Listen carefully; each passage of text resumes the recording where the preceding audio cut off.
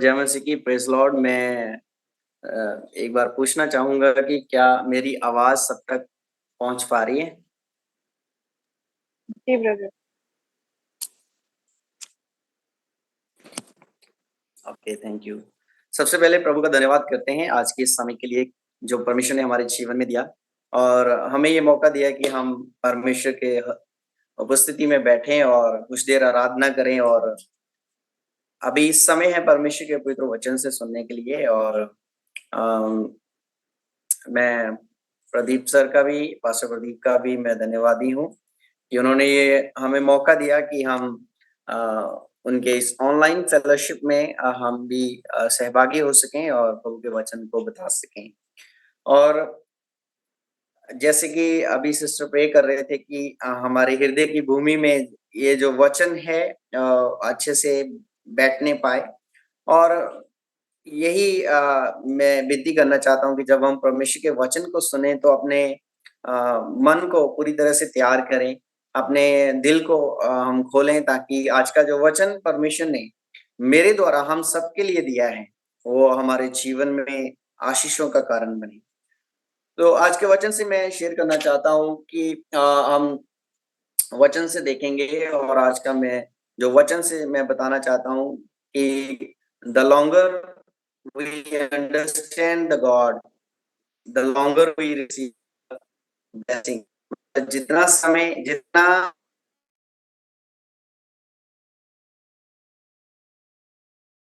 हो जाती है।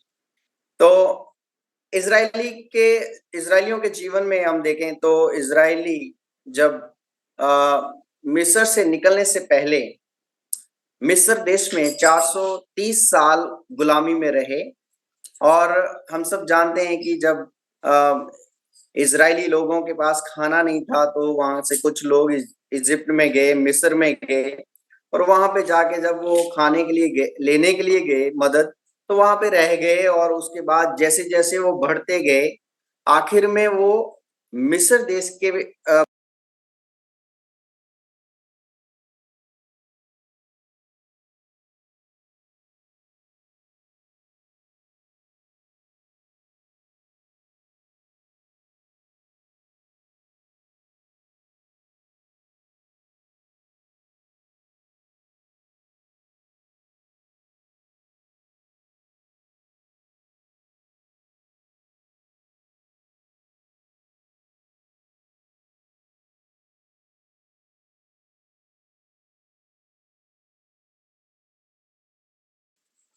हमारे यहाँ बहुत तेज़ बारिश हो रही है और उसकी वजह से थोड़ा नेटवर्क का इश्यू रहेगा क्योंकि हमने फिर भी कोशिश की है कि अ, हम कैसे भी इस नेटवर्क को बरकरार रखें। हमने दूसरा एक फ़ोन का हॉटस्पॉट भी कनेक्ट कर रखा है और माफ़ी चाहते हैं क्योंकि बहुत तेज़ बारिश है बाहर और इसकी वजह से थोड़ा नेटवर्क का इश्यू है। तो ज़्यादा समय नहीं लेते हुए हम वापस आएँगे तो इज़राइली लोगों को जब हम देखते हैं कि परमेश्वर ने 2 अध्याय उसका 23 आयत में जब परमेश्वर ने उनकी दुहाई को सुना और हम सब जानते हैं कि जब वो बँधुआई में थे, तो उनके ऊपर कितनी पीड़ा थी, उनको कैसे परेशान किया जाता था। क्योंकि कोई भी इंसान बँधुआई में या बंदिश में और गुलामी में रहना पसंद नहीं करता है। हम सब जानते हैं हमारे देश में जब अंग्रेज लोग राज करते थे, तो उन्होंने 200 साल से ज़्यादा हमारे देश के ऊपर राज किया और हमारा देश उनके गुलाम था। और बहुत सारे हमारे देश के क्रांतिकारियों ने एक युद्ध लड़ा और उनके विरोध में क्रांतिकारी खड़े हुए ताकि हमारा देश आज़ाद हो सके। क्योंकि बहुत सारे जो बंधुआई में बहुत सारी परेशानियाँ हैं, लोगों के ऊपर अत्याचार किया जाता है, लोगों को दबाया जाता है। तो इसी प्रकार मिस्र में इज़राइली लोग भी बँधुआई में रहना नहीं चाहते थे। तो जब उन पे ज़्यादा अत्याचार हुआ तो उन्होंने परमेश्वर के सामने दुहाई दी और विनती की, परमेश्वर हम इससे बाहर आना चाहते हैं। तो हम सब जानते हैं कि परमेश्वर ने अपने एक दास को खड़े किया। उसने मूसा को नियुक्त किया कि ये इज़राइलियों को मिस्र से लेके आएगा। और जब हम देखते हैं एक्सोडस 5 अध्याय उसका 3 आयत में जब हम पढ़ते हैं तो वहां पे लिखा है कि मूसा और हारून उसका भाई जब फिरौन के सामने जाके जब वो एक अपना बात को रख रहे हैं कि हमारे लोगों को जाना है, अपने प्रभु की आराधना करनी है, हमें उजाड़ में जाना है, तो वहां पे ये बात हम देखते हैं कि उनका जो जर्नी था वो 3 दिन का था, क्योंकि उन्होंने फिरौन के सामने बोला कि हमें 3 दिन का रास्ता जाना है और हमें अपने प्रभु की आराधना करके वापस आना है। और ये बात परमेश्वर ने फिरौन के सामने रखने के लिए बोला। लेकिन हम सब जानते हैं कि परमेश्वर इजरायलियों को उस बंधुआई से निकालना चाहता था और एक ऐसी जगह पे लेके जाना चाहता था जो वायदा की हुई जगह है और जहां पे आशीषें हैं, जहां पे उनके ऊपर बंधुआई नहीं है और जहां पे उनको किसी तरह का कष्ट नहीं है और जहां पे उनके पास उनके जीवन के लिए, उनके दिनचर्या के लिए सब कुछ उपलब्ध है। तो वहां पे जब वो ये बात को फिरौन राजा के सामने रखते हैं तो परमेश्वर फिरौन के मन को कठोर करता है ताकि फिरौन और उसका देश मिस्र देश ये जान सके जो परमेश्वर इजरायलियों को बंधुआई से निकालना चाहता है वो जीवित परमेश्वर है। तो आगे जैसे ही ये इंसिडेंट आगे बढ़ते हैं तो इजरायली लोगों के मिस्र से निकलने से पहले मिस्रियों के ऊपर 10 विपत्तियां आई, क्योंकि हर बार वो जाकर फिरौन को कहते थे हमें बंधुआई से निकलना है और फिरौन का मन कठोर हो जाता था जिसकी वजह से वो उनको जाने नहीं देता था और परमेश्वर उन पर कोई ना कोई विपत्ति डाल के उनको ये बताना चाहते थे कि इन ये इजरायलियों का परमेश्वर जीवित परमेश्वर है। और जब हम आगे बढ़ते हैं तो परमेश्वर ने इजरायली लोगों को कहा जब ये 10 विपत्तियां हो गई और ये एक सिचुएशन बन गई जब फिरौन राजा ने उनको जाने के लिए अनुमति दे दिया और इजरायली लोगों को बताया गया था कि उनको कैसे निकलना है। उन्होंने वहां के लोगों से सोना और चांदी और कपड़े जो वस्त्र थे महंगे वो ले लिए और जब उन्होंने ले लिए और वो मिस्र से ये कहकर निकले कि हम 3 दिन के लिए अपने परमेश्वर की आराधना करने जा रहे हैं। तो जब वो वहां से निकले तो उनके पीछे से फिरौन राजा को भी पता चल गया कि अब वो मेरे इस देश से आजाद होके भाग जा रहे हैं।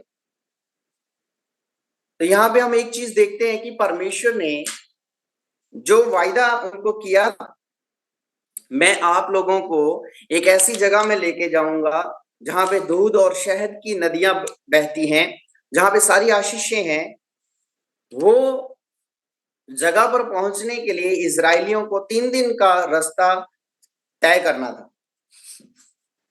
लेकिन जब हम देखते हैं वचन में, जब हम देखते हैं कि उनको इसी जो 3 दिन के रास्ते को जब निर्गमन जो एक्सोडस 16 अध्याय, निर्गमन 16 अध्याय उसकी 35 आयत में जब हम पढ़ते हैं तो उसी रास्ते को तय करने के लिए उनको 40 साल लग गए और वो 3 दिन का रास्ता जो 3 दिन में वो कनान देश में पहुंचने वाले थे, वो वचन में इस प्रकार लिखा है कि जब परमेश्वर ने उनको उनकी 3 बातें जो परमेश्वर ने जब देखी तो उसके बाद उनको 40 साल उसी उजाड़ में भटकना पड़ा और 40 साल तक वो उस वायदा किए हुए जगह में पहुंच नहीं पाए। और सबसे पहली बात, जब वो इजराइल से निकले कुछ बातें थी जिसके कारण परमेश्वर को उनका व्यवहार अच्छा नहीं लगा और इसकी वजह से उनको 3 दिन की आशीष 40 साल के बाद मिली।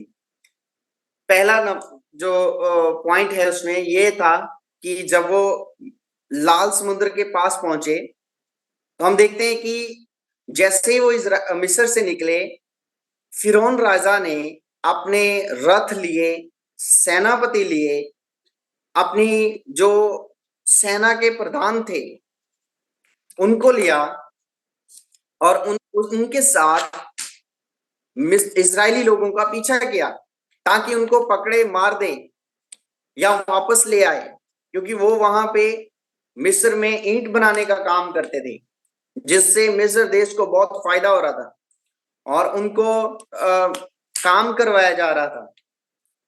अब लाल समुद्र जब पहुंचे तो उन्होंने देखा कि फिरौन राजा जो है अपने रथ को लेकर, अपने सेना को लेकर हमारे पीछे आ रहा है। तो उन्होंने सबसे पहली बात जो की, जो परमेश्वर को पसंद नहीं आई, वह डर गए। यहाँ पे हम देखते हैं निर्गमन एक्सोडस 14 14 अध्याय उसकी 10 और 11 आयत में आप नोट कर सकते हैं। समय बहुत कम है इसलिए मैं पढ़ने के लिए किसी को नहीं विनती कर रहा हूं, लेकिन आप इस वचनों को नोट कर सकते हैं और वहां पे पॉइंट लिख सकते हैं ताकि आप अपना बाद में बाइबल स्टडी में या मनन करने के टाइम में इन वचनों को पढ़ सकते हैं। सो पहला पॉइंट, वह डर गए और कुड़कुड़ाने लगे।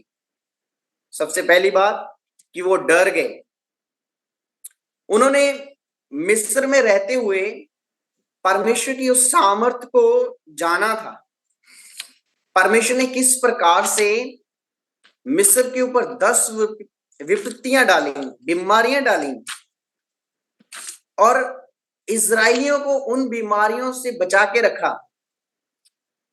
ये सब जानते हुए, परमेश्वर की सामर्थ को जानते हुए, परमेश्वर की उस महान जो शक्ति को, उस सामर्थ को, उसकी योग्यता को, उस सर्वशक्तिमान है और उसने उसने उसके हाथ में सब कुछ है, ये सब जानते हुए भी वो लाल समुद्र को देखकर, अपने सामने लाल समुद्र को देखकर और पीछे फिरौन की सेना और फिरौन को देखकर डर गए और डर के मारे कुड़कुड़ाने लगे और ये कहने लगे कि क्या मिस्र में हमारे लिए कब्रें नहीं थी। Praise Lord, hallelujah. सबसे पहला पॉइंट जो 14 अध्याय, एक्सोडस 14 अध्याय उसकी 10 और 11 आयत में है, वे डर गए और मूसा से कुड़कुड़ाने लगे। मूसा से कहने लगे कि क्या हमारे लिए मिस्र में कब्रें नहीं थी। सो पहली बात, परमेश्वर के लोग जिनको वो मिस्र से छुड़ा के लाया और उनको मारना नहीं चाहता था, उन्होंने अपने जीवन में एक बात को रियलाइज कर लिया कि अब हम मरने वाले हैं। सो सबसे पहला पॉइंट जो परमेश्वर को अच्छा नहीं लगा, जिसकी वजह से उनकी आशीषें डिले हो गई और उनकी आशीषें उनको बहुत लेट जाके मिली। तो पहली बात, वो डर गए और कुड़कुड़ाने लगे और मूसा से शिकायत करने लगे कि तुम हमें मरवाने के लिए उजाड़ में लेके आ गए। हम अच्छे थे, वहां पे बंधुआई में थे, लेकिन हम अच्छे थे। तो हम देखते हैं कि उसके बाद जब मूसा ने ये सुना, मूसा ने परमेश्वर से बात किया कि परमेश्वर, तुमने मुझे आज्ञा दी कि मैं इन लोगों को लेके आऊं और अब ये लोग मुझे कह रहे हैं कि हम मर जाएंगे या हमें मारने के लिए यहाँ पे लेके आए। तो हम सब जानते हैं परमेश्वर ने मूसा को कहा कि तुम अपना हाथ लाल समुद्र पे बढ़ाना, और जैसे ही उसने ऐसे किया तो जो परमेश्वर उनके साथ आग का खंभा और बादल बन के उनके साथ चलता था, वो उनके आगे से पीछे आ गया और सेना और इजराइल लोगों के बीच में आ गए। वो उनकी प्रोटेक्शन बन के खड़ा हो गया परमेश्वर। और अब वो जब ऐसे, मूसा ने उसकी बात पे विश्वास किया क्योंकि मूसा को परमेश्वर ने चुना था। अब मूसा को जब परमेश्वर ने चुना है तो मूसा को ऑब्वियसली, मूसा को जो परमेश्वर कहेगा वो करना है, क्योंकि उसने, परमेश्वर ने मूसा को एक मिशनरी खड़ा किया है और एक अगुआ खड़ा किया है, और इसलिए मूसा जो परमेश्वर कहता है उस पर वो आंख बंद करके विश्वास करता है। हालांकि मूसा सोच सकता था कि मेरे हाथ बढ़ाने से ये लाल समुद्र कैसे दो भाग हो जाएगा, मेरे हाथ में ऐसा क्या है जो ये लाल समुद्र को पार दो भाग में बांट देगा। लेकिन मूसा ने जो परमेश्वर ने कहा उसको किया, और हम देखते हैं कि रात भर परमेश्वर ने पुरवाई चलाई और देखते हैं कि वो लाल समुद्र का पानी दो भाग में बट गया और दोनों साइड में एक दीवार की तरह खड़े होके रास्ता बन गया उसमें। हम यहाँ पे देखते हैं कि वो लाल समुंदर जो दो भाग हुआ वो मूसा के विश्वास से हुआ, क्योंकि मूसा को विश्वास था कि जो परमेश्वर मुझे उजाड़ से एक दर्शन देके, एक महान आज्ञा देके मिस्र के लोगों को छुड़ाने के, मिस्र से इजरायलियों को छुड़ाने के लिए मुझे चुना है, वो कुछ भी कर सकता है। तो यहाँ पे हम मूसा के लाइफ से एक चीज सीखते हैं कि जब परमेश्वर ने आपको चुना है तो वो सब कुछ करने की ताकत रखता है। हालेलुया। और यहाँ पे वो देखते हैं लाल समुद्र दो भाग हो गया, और जब इजरायली वहां पे पार जा रहे थे, जब वो बीच में गए तो फिरौन राजा और उसकी सेना ने भी उनका पीछा किया। और जब वो बीच में आए, लाल समुद्र के बिल्कुल बीच में आए, तो परमेश्वर ने जो पानी को आज्ञा दी, और समुद्र को आज्ञा दी, और समुद्र जो है पानी मिल गया, और वो सारे फिरौन के जो रथ और फिरौन वो उनको समुद्र के तट पर, समुद्र के किनारे पे मरे हुए मिले। लेकिन फिर भी परमेश्वर के मन में वो बात थी कि जब इन लोगों को मैं इतनी कठिनाइयों से बचाकर यहां तक बाहर ले आया हूं, फिर भी ये लोग एक बात के लिए, एक अपने मरने से डर के लिए ये घबरा रहे हैं। तो सबसे पहली बात जो परमेश्वर को अच्छी नहीं लगी, वो डर गए और कुड़कुड़ाने लगे, क्योंकि उनको अपनी जान की जो परवाह होने लगी। उनको उनको ये उनकी उनके प्राणों की, उनके मरने की डर उनको परमेश्वर से दूर किया। उसके बाद जैसे ही वो हम आगे पढ़ते हैं, तो जैसे ही वो 15 अध्याय में एक जगह में पहुंचते हैं, तो वहां पे पानी जो उनके लिए था उस स्रोत में, 15 अध्याय उसके 24 आयत में लिखा है कि वो पानी के लिए कुड़कुड़ाने लगे, क्योंकि वहां का पानी जो था वो कड़वा था। उन्होंने पानी के लिए कुड़कुड़ाना शुरू किया। उन्होंने मूसा से फिर से उन्होंने कहा कि यहाँ हमारे पीने के लिए पानी नहीं है और हम बिना पानी के मर जाएंगे, और ऐसी ऐसी बहुत सारी बातें जो है वो शिकायत करने लगे। तब परमेश्वर ने मूसा से कहा कि वहां पे एक पेड़ था, मूसा को कहा वो पेड़ की टहनी लेकर पानी में मारना है, और पानी मीठा हो गया। आगे चलते हैं 16 अध्याय उसकी 2 और 3 आयत में, जब उनके पास खाने के लिए नहीं था तो वो भोजन के लिए कुड़कुड़ाने लगे। 2 और 3 आयत में इस प्रकार लिखा है, निकाल के लीजिए, कि वो जब उनके पास भोजन नहीं था तो वो भोजन के लिए ये कहने लगे कि जब हम मिस्र में थे तो हमारे लिए, हमारे खाने के लिए मांस थे, मछली थी, हम चाहे कठिन मेहनत करते थे, चाहे कैसे भी रह रहे थे, कम से कम हमें खाने के लिए मिलता है। तो वहां पे वो एक चीज मूसा को कहते हैं कि ना, पहले हमें हमारे प्राणों की चिंता थी, लाल समुद्र जब पार कर रहे थे तो हमें हमारे प्राणों का डर था, और अब हमारे जो फिजिकल नीड्स के लिए, हमारे भोजन के लिए, हमारे शारीरिक आवश्यकता के लिए हमें परमेश्वर पे विश्वास नहीं हो रहा, क्योंकि हमें खाने के लिए नहीं मिल रहा। तो ये बात जो परमेश्वर को अच्छी नहीं लगी वो ये थी कि उन्होंने भोजन के लिए परमेश्वर को शिकायत किया, क्योंकि वो they were not able to understand so quickly, कि उन्होंने इतनी आसानी से परमेश्वर को समझ नहीं पाए, और इसीलिए उनको, वो जब हम पढ़ते हैं 16 अध्याय उसकी 35 आयत हम पढ़ेंगे, 16 अध्याय निर्गमन 16 अध्याय, और सोनिया मेरी वाइफ हमारे बीच में पढ़ेंगे 35 16। इस्राएल जब तक बसे हुए देश में न पहुंचे तब तक, अर्थात 40 वर्ष तक मात्रा मन्ना खाते रहे। वे सब तक कनान देश की सीमा पर नहीं पहुंचे तब तक मन्ना खाते रहे। हालेलुया। यहाँ पे एक चीज हम देखते हैं कि जब भोजन के लिए उन्होंने कुड़कुड़ाना शुरू किया तो परमेश्वर ने उनको मन्ना दिया, जो स्वर्ग में इसका नाम मन्ना जो दिया गया, उस स्वर्ग से एक रोटी गिरता था जिसको मन्ना कहते थे। और लिखा है कि वचन में ऐसे लिखा है, धनिये के जैसे सफेद था और वो हनी शहद के जैसे मीठा था खाने के लिए। और परमेश्वर ने उनको कुछ विधियां बताई, कुछ इंस्ट्रक्शंस बताई कि आपको ये मन्ना कैसे कैसे खाना है।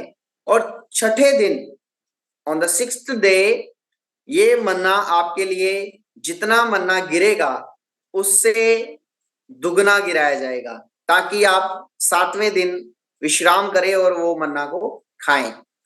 तो लोगों ने वहां पे भी एक बात की कि लोगों ने उस मन्ना को ज्यादा भर के रखने की कोशिश की, और वहां पे लोगों ने सोचा कि हम इसको अच्छे से भर के स्टोर कर लेते हैं, क्या पता फिर से मन्ना गिरे ना गिरे।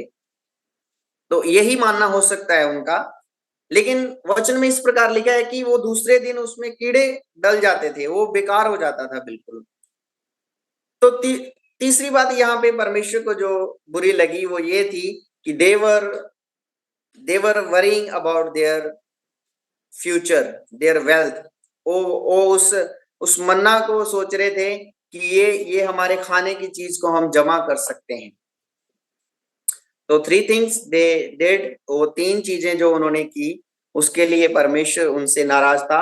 और जैसे हमने 16 उसका 35 वचन में पढ़ा है कि वो 3 दिन का रास्ता जो उन्होंने जो कनान देश में पहुंचना था, उनकी ये 3 बातों की वजह से और उनके ये इस तरीकों से कुड़कुड़ाने से और ये अन्य अन्य प्रकार की शिकायतों करने की वजह से वो 40 साल तक, जब तक वो कनान देश की सीमा तक नहीं पहुंचे, तब तक वो ये मन्ना खाते रहे। हालेलुया। लेकिन जो जो रियल ब्लेसिंग थी, जो जो जो सच में जो आशीष प्रभु उनको देना चाह रहा था, वो कनान देश में थी। और उस आशीष को पाने के लिए 3 दिन के समान 40 साल में तब्दील हो गया। आज के वचन से मैं यही बताना चाहता हूं कि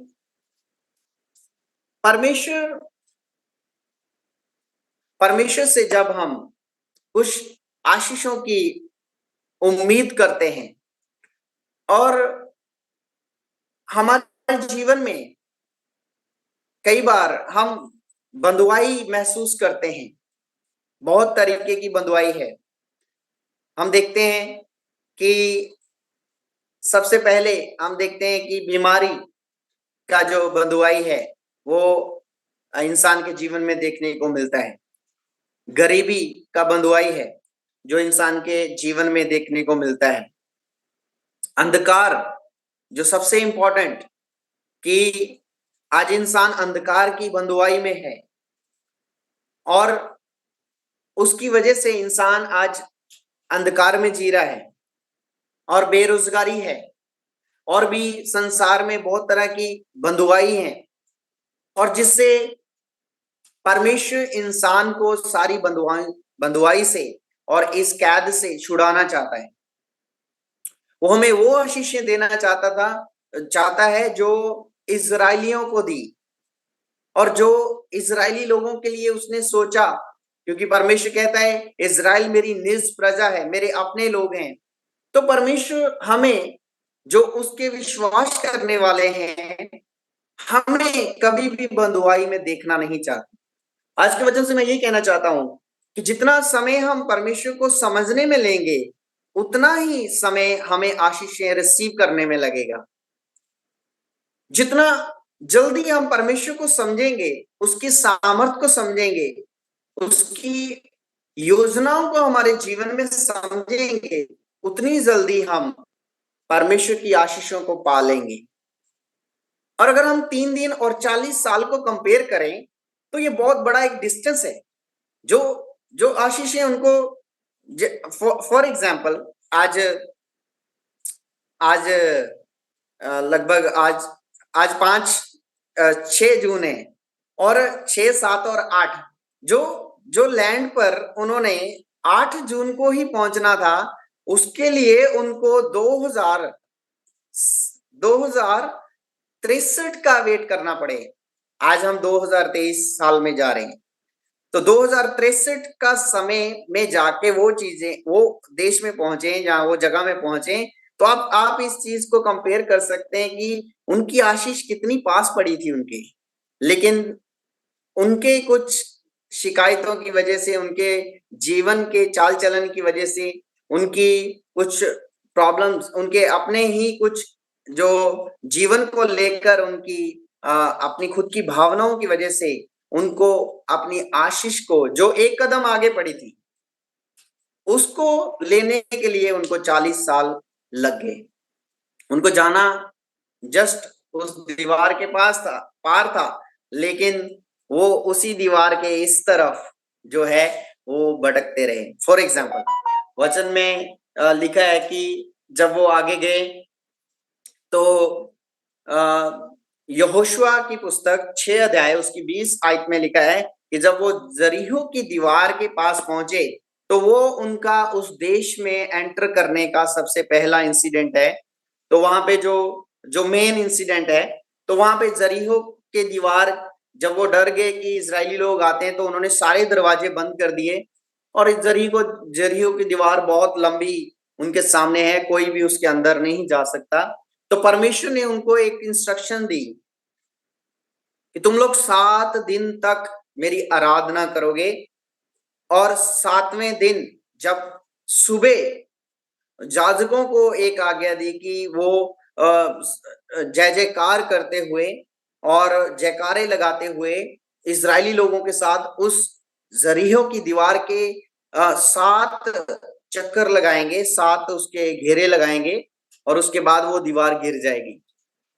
So this was the first time they heard and did exactly what God said to them.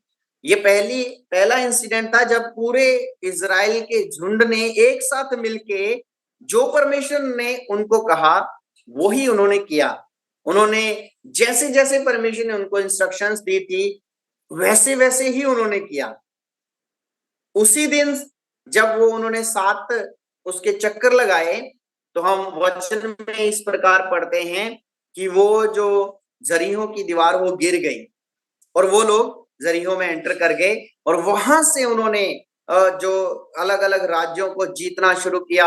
आगे जब हम आगे वाले अध्यायों को पढ़ते हैं, तो वो उन लोगों ने अलग अलग राजाओं को हराया, और उससे उस इंसिडेंट के बाद उन्होंने जगहों को कैप्चर करना शुरू कर दिया। और एक समय आया जब योशुआ 21 अध्याय उसकी 43 आयत से लेकर 45 आयत पढ़ते हैं। योशुआ 21 अध्याय उसकी 43 आयत से 45 आयत तक पढ़ते हैं, तो वहां पे इस प्रकार लिखा है कि मैं जल्दी से पढ़ दूंगा। योशुआ 43 उसका 43 से 45 आयत।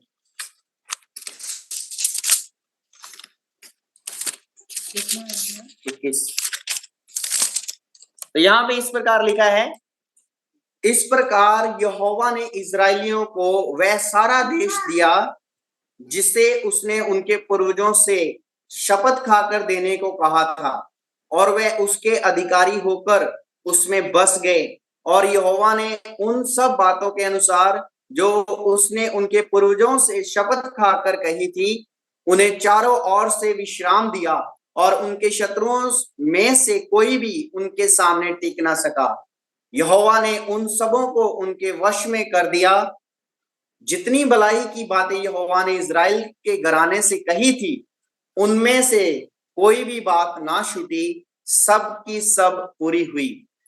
Praise Lord, hallelujah. तो यहाँ पे हम देखते हैं इजरायली लोगों के जीवन में जो परमेश्वर ने शब्द खाई थी, जो आशीष उनको देने के लिए परमेश्वर ने योजना बनाई थी, यहाँ पे हम देखते हैं इस जगह में परमेश्वर ने एक भी बात ना छूटने दी।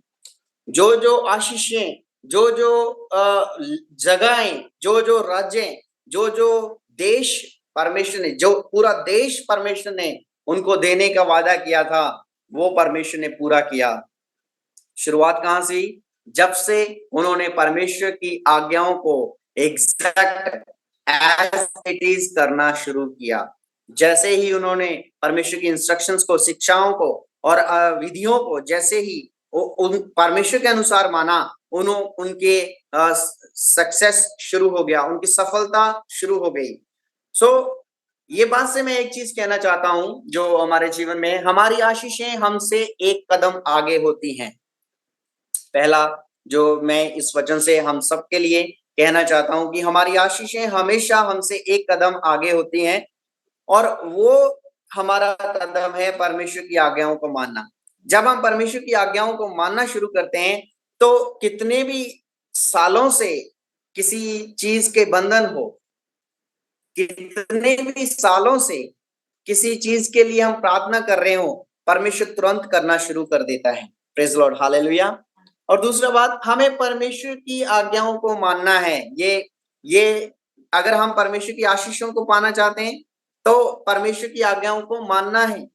बिना परमेश्वर की आज्ञाओं को मान के हम परमेश्वर से आशीषों की अपेक्षा नहीं कर सकते, उम्मीद नहीं कर सकते, क्योंकि परमेश्वर हमें किसी भी प्रकार की बंधुआई से निकालना चाहता है। चाहे वो गरीबी है, बीमारी है, बेरोजगारी है, अनपढ़ता है। आज इंसान को देखें, हर तरह से इंसान अपने आप को बंधुआई में बना के रखा है। क्योंकि लास्ट में एक चीज कहना चाहूंगा, परमेश्वर ने जब आदम और हवा को बनाया, तो उनको राज करने के लिए बनाया था, उनको बंधुआई में रहने के लिए नहीं बनाया था। और उनके जीवन में कोई भी कष्ट या पीड़ा नहीं थी। और परमेश्वर ने कहा, तुम बढ़ो, फूलो और इस धरती को भर दो। लेकिन जैसे ही वो पाप में गिरे, परमेश्वर की आज्ञा को तोड़ा, तो बात आज्ञा को तोड़ने से ही शुरू होती है और आज्ञा को मानने से ही खत्म होती है। हमारे जीवन में जब भी कोई परेशानी आएगी, कोई कठिन परिस्थिति आएगी, तो उसकी शुरुआत परमेश्वर की आज्ञा को तोड़ने से होगी, और लेकिन उसका अंत परमेश्वर की आज्ञा को मानने से होगा।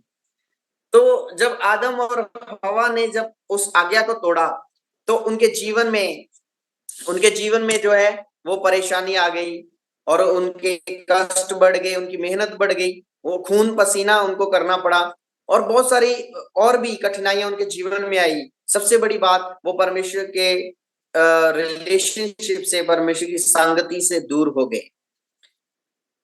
और उसके बाद जीव जंतुओं के ऊपर प्रभुता करने के लिए इंसान को बनाया, ताकि वो उनको चला सके, उन पर अधिकार दिया परमेश्वर ने।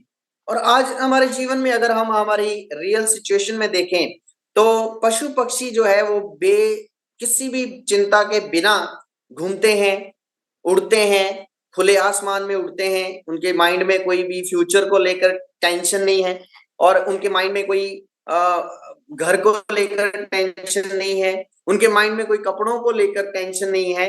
वो बिना चिंता के अपना जीवन व्यतीत कर रहे हैं। लेकिन इन सारी बातों की चिंता आज हम इंसान के जीवन में देखते हैं। तो ये एक तरह की बंधुआई है।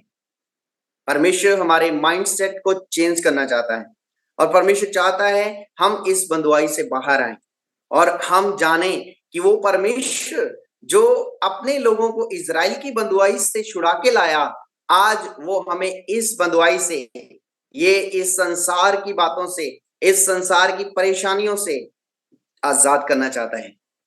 और जितना लेट हम परमेश्वर को समझेंगे, उतनी ही लेट हम आजाद होंगे। ये परमेश्वर का वचन कह रहा है कि परमेश्वर हमें चाहता है कि हम क्विकली, बहुत जल्दी हम परमेश्वर को समझें, अच्छी रीति से जानें, उसके साथ एक रिलेशनशिप बिल्ड करें, उसकी हर बात को जानें।